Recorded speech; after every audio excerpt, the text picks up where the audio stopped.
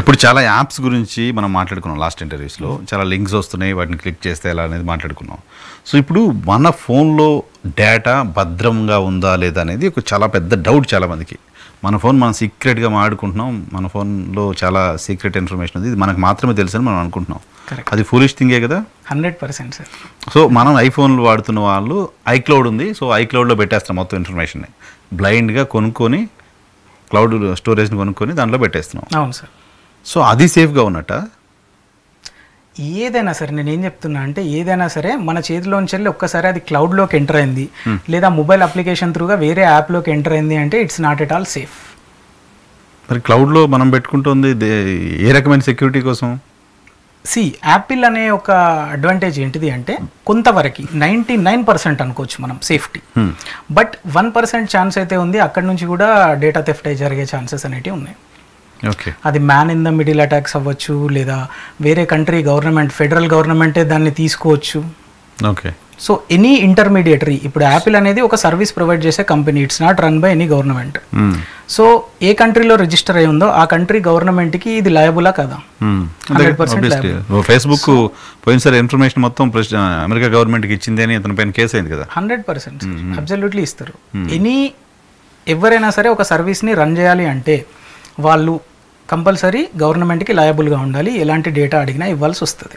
లేదు అంటే ఆ సర్వీస్ ఇమ్మీడియట్గా బ్యాన్ అయిపోతుంది. సర్వీస్ బ్యాన్ అయింది అంటే వాళ్ళకి లాస్, ఎట్టి పరిస్థితులలో లాస్కి ఒప్పుకోరు కాబట్టి ఆటోమేటిక్గా డేటా అనేది ట్రాన్స్ఫర్ చేస్తాం. సో బ్యాంక్ లాకర్లో మనం డబ్బులు పెట్టుకుంటాం, లాకర్ తీసుకుని దాంట్లో ఎంత డబ్బులు ఉన్నాయి, ఎంత బంగారం ఉందో మనకు మాత్రమే తెలుసు. సో బ్యాంక్ వాటికి కూడా తెలియదు, సేఫ్ ప్రైవసీ అని అక్కడ పెట్టుకుంటున్నాం.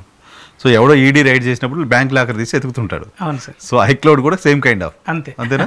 సో సేఫ్గా ఉందని అక్కడ పెట్టుకున్నా. 100%. సో ఐక్లౌడ్లో ఉన్న ఇన్ఫర్మేషన్ అంతా మనకు కావాల్సిన టైంలో మళ్ళీ దొరుకుతుంది, తీసుకోవచ్చు. కానీ అది ఇంకెవరూ చూడకుండా ప్రైవసీగా ఉంది అని అనుకోవడానికి లేదు. సో ఇన్ కేస్ కొంతమంది మామూలుగా సూడో ఎక్స్పర్ట్స్ ఎట్లా అంటే చెప్తా ఉంటారు కదా, యాపిల్ సెక్యూరిటీ గురించి మీకు తెలియదు, ఇది ఇట్లుంటుంది అట్లుంటుంది అని జనాలు చూస్తూ ఉంటాం కదా మనం కూడా. సో సిచ్యువేషన్ ఏమైపోతుంది అంటే, ప్రతి ఒక్క యాపిల్ అకౌంట్ మనం సైన్ ఇన్ చేసుకునేటప్పుడు లిగసీ కాంటాక్ట్ అని అడుగుతుంది.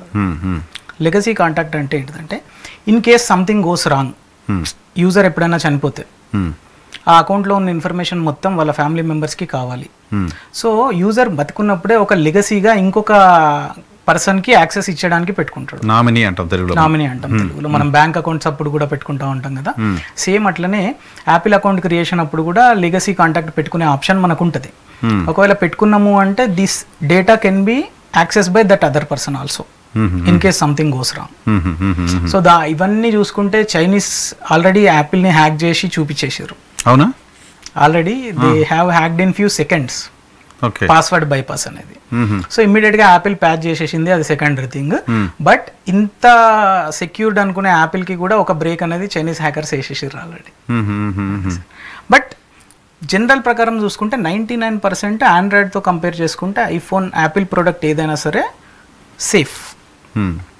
సో సేఫ్టీ పర్సెంటేజ్ ఎక్కువ కంపారిటివ్. సేఫ్టీ పర్సెంటేజ్ చాలా ఎక్కువ సార్. ఓకే, మీ మిగతా ఫోన్స్లో మన ఆండ్రాయిడ్ మొబైల్స్లో కూడా చాలా చోట్ల ఈ స్టోరేజ్ కొనుక్కొని అక్కడ ఇన్ఫర్మేషన్ పెడుతుంటారు, అది ఎంత సేఫ్ అంటే?